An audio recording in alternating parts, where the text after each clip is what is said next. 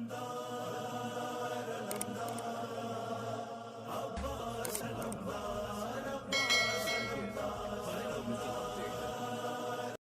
مکمل ہونے کو مرحوم کی یاد میں اولاد کی طرف سے ایصال ثواب کا انتظام میں یقین کے ساتھ کہہ سکتا ہوں خالی یہ ایک مجلس نہیں ہو رہی، سال بھر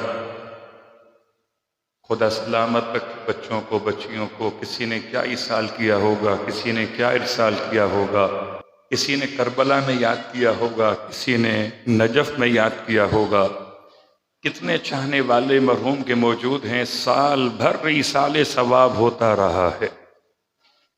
تو کیا خوش قسمت ہے وہ جانے والا جس کے پیچھے صرف 2 ہاتھ نہیں اٹھتے بلکہ کئی ہاتھ دعاؤں کے لیے اٹھتے، اور صرف اعزاء اور اقربا کے نہیں اٹھتے بلکہ حلقہ احباب میں، مسجد کے نمازیوں میں، مجلس عزا کے ماتم گزاروں میں جہاں جہاں شرکت کیا کرتے تھے وہاں اہل ایمان کے ہاتھ تو اٹھتے ہی ہیں، معصوم ملائکہ کے ہاتھ بھی اٹھ رہے ہوتے ہیں کہ وہ بھی تو دعا کر رہے ہیں اس مومن کے حق میں جسے کبھی مسجد میں دیکھتے تھے، جسے کبھی مجلس میں دیکھتے تھے۔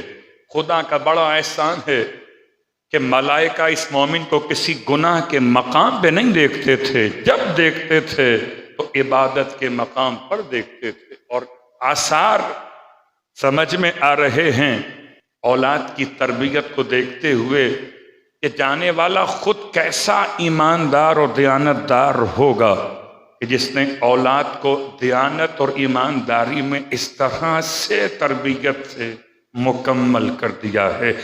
گرچہ اپنی آخرت کا سہارا تو مرحوم خود اپنے ہاتھوں سے بنا کر قبلہ کو گئے، اور بہرحال قبلہ کا زیادہ حق تھا کہ وہ مجلس سے خطاب کرتے۔ مولانا حسن عباس جعفری کی بات کر رہا ہوں، قبلہ بھی موجود ہیں نجف سے آئے ہوئے، یقیناً مجھ سے بزرگ علماء موجود ہیں، اور مجھ جیسے طالب علم کو ایک موقع پھر نصیب ہوا امام بارگاہ جعفریہ گلبہار میں، مرحوم کے چہلم میں آیا تھا مجلس حسین کے لیے، یا پھر مجلس حسین کے لیے مرحوم کی محبت میں آج پھر چلا آیا۔ تو یقیناً آپ کی خدمت میں دیر تک رہتا اگر دوسری ذمہ داری میری گردن پہ نہ ہوتی۔ انتہائی معذرت خواہ ہوں تمام خانوادے سے اور تمام شرکائے مجلس سے کہ میں دیر تک آپ کے ساتھ نہ بیٹھ سکوں گا، لیکن سرنامے کلام کی آیات اپنے لیے اور آپ سب کے لیے تلاش کرتے ہیں کچھ پیغامات محمد اور آل محمد علیہم الصلاۃ والسلام کی بارگاہ مقدس۔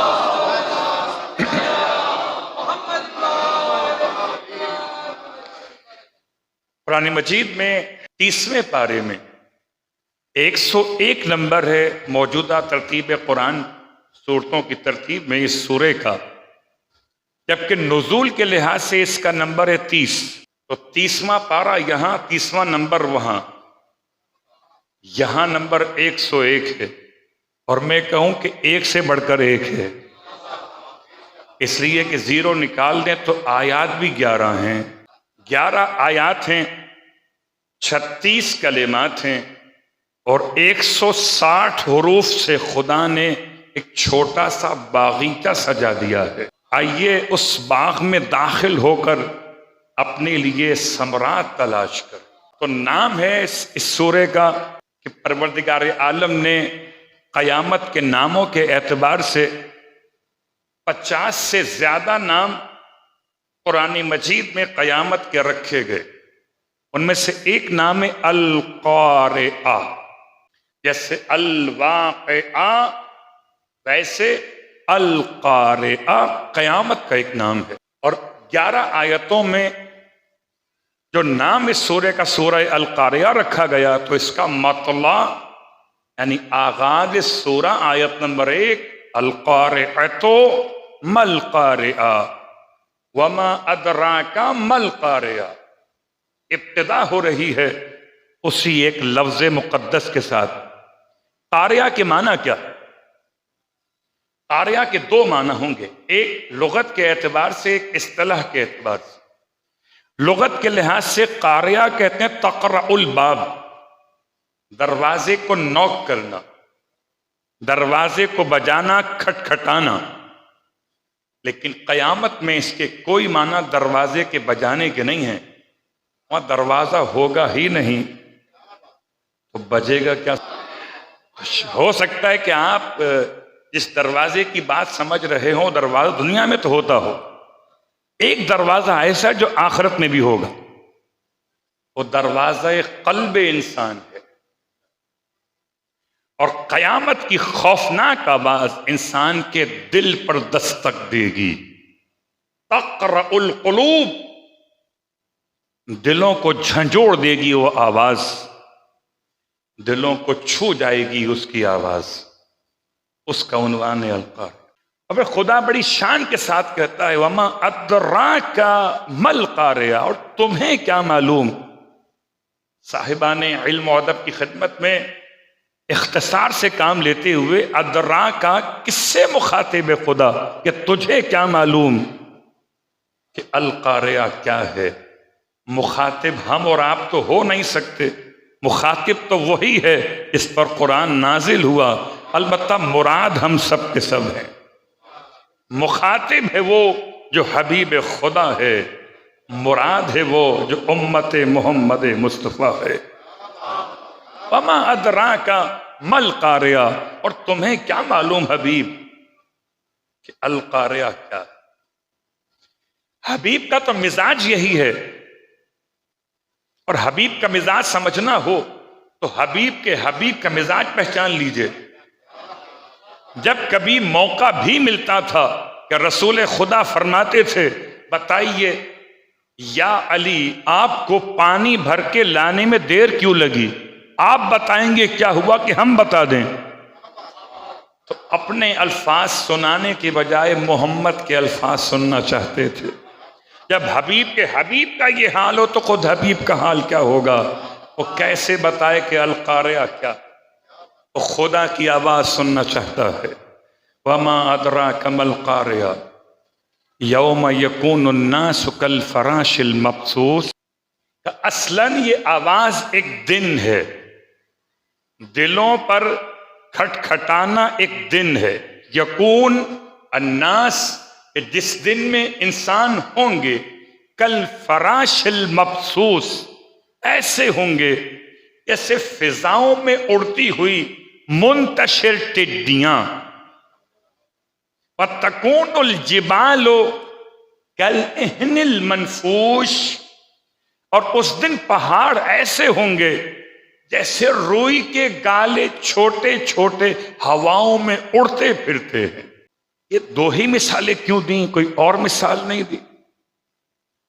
پروردگار عمارت کی بات کر لیتا، انسان کے بنائے ہوئے شاہکار کی بات کر لیتا. دو ہی باتیں بیان کی، ایک پہاڑ ایک انسان، یہ سمجھانے کے لیے جو پہاڑ کو سر کرے وہ انسان ہے، اور جو سب سے زیادہ وزنی ہو وہ پہاڑ ہے. تو قیامت میں نہ انسان کی قدر و قیمت رہے گی اور نہ ہی پہاڑ کا وزن رہے گا. نہ یہاں وزن نہ وہاں وزن.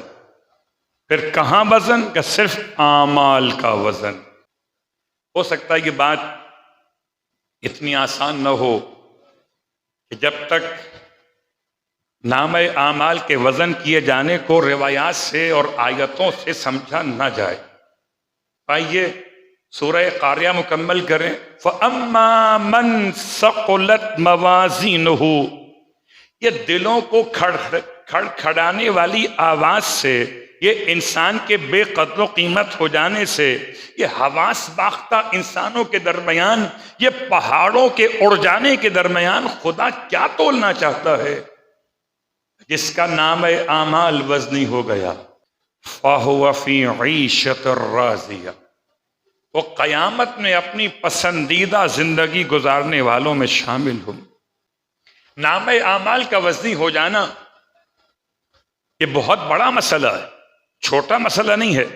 کہ اسی سورے کے پس منظر میں اس کے فضائل کو بیان کرتے ہوئے سرکار ختمی مرتبہ صلی اللہ علیہ وآلہ ارشاد فرماتے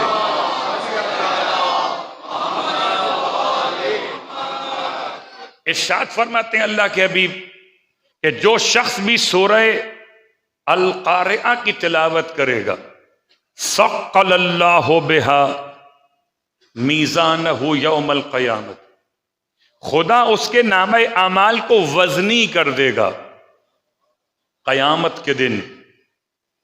اور آپ سمجھتے ہیں جب خدا وزنی کر دے تو کوئی اور طاقت ہے جو کم کر سکے گی؟ اب کہا مصطفیٰ نے ہو کرے رب مصطفیٰ، تو کیوں نہ ایمان لائیں عاشقان مصطفیٰ۔ تو سورہ قارعہ پڑھتے رہیے، اگر بڑھانا چاہتے ہیں کہ یہاں تو نوٹ بڑھیں گے، جا کے بیٹھیے صفا پر، اب تو سعودی گورنمنٹ وہاں بیٹھنے آپ کو دے گی ہی نہیں، اور راستہ ہی اب ختم کر دیا گیا کہ آؤ اور جاؤ۔ پہلے لوگ بہت دیر تک بیٹھتے تھے، خیر، لیکن وہاں کے لیے پیسوں کا حساب نہیں ہے، وہاں تو اعمال کا مسئلہ ہے، اور اعمال اگر زیادہ ہو جائیں تو کون سا طریقہ ہے؟ سورہ قاریہ کی تلاوت کرو۔ اللہ کے حبیب نے یہ نہیں فرمایا کہ ایک بار کرو، دو بار کرو، ہفتے میں کرو، مہینے میں کرو، یعنی کوئی وظیفہ نہیں بتایا، طریقہ بتایا ہے۔ وظیفہ اور ہے، طریقہ اور ہے۔